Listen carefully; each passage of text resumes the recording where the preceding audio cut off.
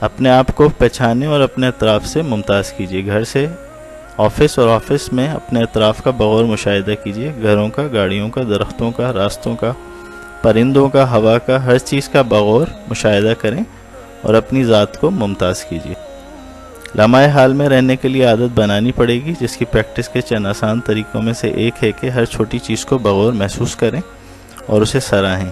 اپنی بیوی کے کھانوں، کپڑوں، پرفیوم اور حسن کی تعریف کریں۔ اپنے بچوں اور ماتحتوں سے پیار اور ان کی چھوٹی چھوٹی باتوں کو سراہیں۔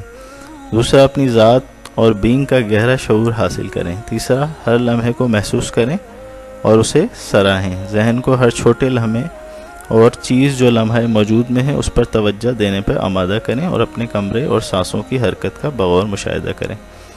اکثر پارک یا باغ میں جائیں اور درختوں اور پودوں، پھولوں کا مشاہدہ کریں۔ ان کا سکوت اور خاموشی پر غور کریں اور آپ جلد ہی انہی کی طرح